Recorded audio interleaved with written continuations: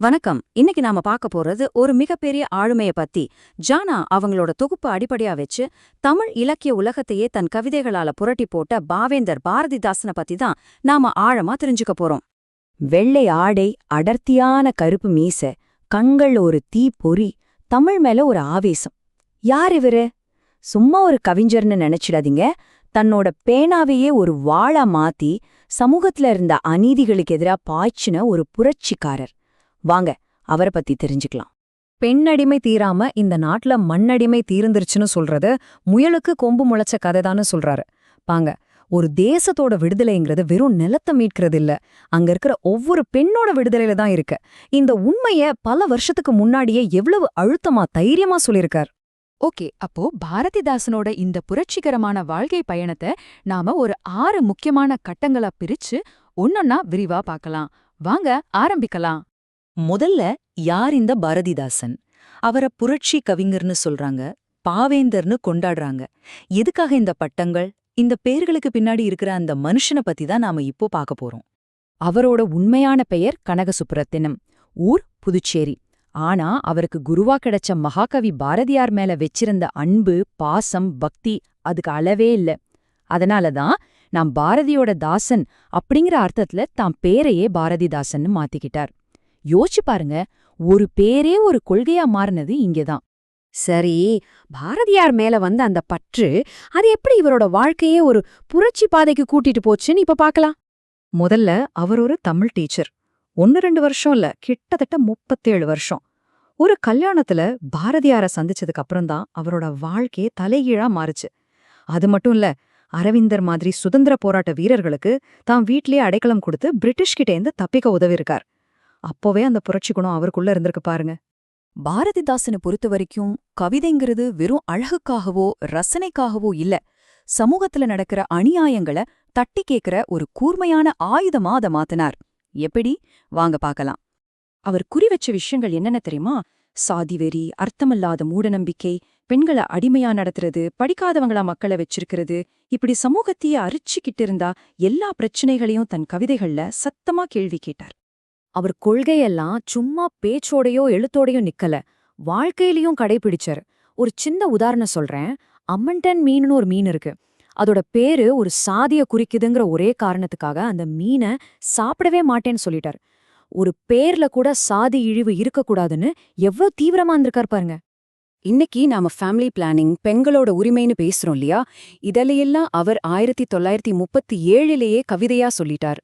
அதாவது அரசாங்கம் எல்லாம் இத பத்தி யோசிக்கிறதுக்கு பல வருஷங்களுக்கு முன்னாடியே காதலுக்கு வழிவிட்டு கருப்பாதைய மூட ஒரு வழி கண்டுபிடிக்கணும், இதுல என்ன தப்புன்னு கேட்டிருக்காரு. நினைச்சு பார்க்கவே முடியல, எவ்வளவு துணிச்சல். சரி, சமூக சீர்திருத்தம் ஒரு பக்கம் இருக்கட்டும். இப்போ பாரதிதாசனோட இன்னொரு பிரம்மாண்டமான பங்களிப்பை பார்க்கலாம். அதுதான் தமிழ் மொழிக்கு அவர் கொடுத்த அந்த புது ரத்தம். அவர் வார்த்தைகளை பயன்படுத்துற விதமே தனி அழகு. இப்ப பாருங்க, நாம சும்மா ஃபேக்டரின்னு சொல்றோம், அவர் அத ஆர்த்திடும் எந்திர கூட்டம்னு சொல்றாரு. அந்த சத்தமே காதுல கேக்குற மாதிரி இருக்குல்ல. இயற்கையோட அழக அழகின் சிரிப்புன்னு சொல்றாரு. ஒரு பெண்ண குடும்ப விளக்குன்னோ ஒரு யோசனைய மண்டை சுரப்புன்னு சொல்றார். அவர் வெறும் புது வார்த்தைகளை கண்டுபிடிக்கல, நமக்கு ஒரு புது பார்வையே கொடுத்தார். அந்த காலத்துல புதுமை பித்தன்னு ஒரு பெரிய எழுத்தாளர் இருந்தாரு. அவர் ரொம்ப கராரான ஆள், யாரையும் அவ்ளோ சீக்கிரத்துல பாராட்ட மாட்டார். ஆனா அவரே பாரதிதாசனை பார்த்து இவரோட புது வார்த்தைகளும் தமிழ் மேல இவர் வச்சிருக்க காதலும் அபாரமானதுன்னு கொண்டாடியிருக்காரு. இதுக்கு மேல இவரோட மொழி திறமைக்கு என்ன சாட்சி வேணும்? பாரதிதாசனோட புரட்சி கருத்துகள் வெறும் புத்தகத்தோட நின்னுடல. அந்த காலத்துல பட்டி தொட்டியெல்லாம் போய் சேரக்கூடிய ஒரே மீடியம் எது? சினிமாதான். அந்த சினிமாக்குள்ளயும் தன்னோட பகுத்தறிவு சிந்தனைகளை கொண்டு போன முதல் ஆட்கள்ல இவரும் ஒருத்தர். ஆனா சினிமாக்குள்ள போறது அப்போ அவ்வளவு சுலபம் இல்ல. அதனால அவர் ஒரு செம்ம பிளான் போட்டார். முதல்ல ஸ்ரீராமானுஜர்னு ஒரு பக்தி படத்துக்கு எல்லா பாட்டியும் எழுதி சினிமா உலகத்துல தனக்குன்னு ஒரு இடத்த பிடிச்சாரு. அப்புறமா 1950ல பொன்முடின்னு ஒரு படத்தை அவரே தயாரிச்சார். அது முழுக்க முழுக்க பகுத்தறிவு, சீர்திருத்த கருத்துக்கள் நிறைஞ்ச படம். அப்போ எல்லாரும் கேட்டாங்க, நீங்க ஒரு பகுத்தறிவுவாதி, ஏன் பக்தி படத்துக்கு பாட்டு எழுதுறீங்கன்னு. அதுக்கு அவர் சொன்ன பதில் ரொம்ப ஸ்மார்ட்டானது. சினிமாக்குள்ள நுழையறது கஷ்டம்பா, ஒரு தடவை உள்ள போய் என் பேரை நிலைநாட்டிட்டேன்னா அப்புறம் பாருங்க நான் நினைக்கிற மாதிரி படம் எடுப்பேன்னு சொன்னார். சொன்ன மாதிரியே செஞ்சும் காட்டினார். சரி, பாரதிதாசன் இறந்து பல வருஷங்களாச்சு. ஆனா இன்னிக்கும் அவரோட தாக்கம் இருக்கா? அவர் கண்ட கனவு காலா என்னாச்சு? அதுதான் இப்ப பார்க்க போறோம். அவரோட படைப்புகளை அரசாங்கமே நாட்டுடைமையாக்கியது. அவர் இறந்த பின்னாடி அவரோட பிசிராந்தையார் நாடகத்துக்கு சாகித்ய அகாடமி விருது கிடைச்சது.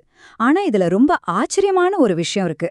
அவரோட முதல் கவிதை புத்தகத்தை வெளியிட்டதே ஒரு பெண், குஞ்சிதம் குருசாமி. அந்த காலத்துல இது எவ்வளோ பெரிய புரட்சிகரமான விஷயம்னு யோசிச்சு பாருங்க. இன்னைக்கு தமிழுக்கும் அமுதென்று பேர்னு சொன்னா தெரியாத தமிழரே இருக்க முடியாது. அந்த அளவுக்கு நம்ம உணர்வோட கலந்துட்டார். தமிழ் மொழிய பத்தி அவருக்கு ஒரு பெரிய கனவு இருந்துச்சு. அதாவது தமிழ்ல வர்ற புத்தகங்கள் எல்லாம் சாதாரண மக்களுக்கும் புரியற மாதிரி எளிய நடையில இருக்கணும். உலகத்துல வர்ற எல்லா புது விஷயங்களுக்கும் தமிழ்ல பேர் கண்டுபிடிக்கணும். அப்போதான் நம்ம செந்தமிழ் உண்மையிலேயே ஒரு செழுமையான தமிழா மாறும்னு ஆசைப்பட்டார். பாரதிதாசன் 2 விஷயத்துக்காக கனவு கண்டார். ஒன்னு, சுயமரியாதையுள்ள ஒரு சமூகம். இன்னொன்னு, எல்லாருக்கும் புரியற ஒரு நவீன தமிழ். இந்த 2 கனவுலையும் நம்ம எவ்வளவு தூரம் வந்திருக்கிறோம்? ஒருவேளை அவர் ஆரம்பிச்சு வச்ச அந்த புரட்சி பயணம் இன்னும் முடியலையோ? அது அடுத்த கட்டத்துக்கு கொண்டு போக வேண்டியது நம்ம பொறுப்பா இருக்குமோ? யோசிச்சு பாருங்க.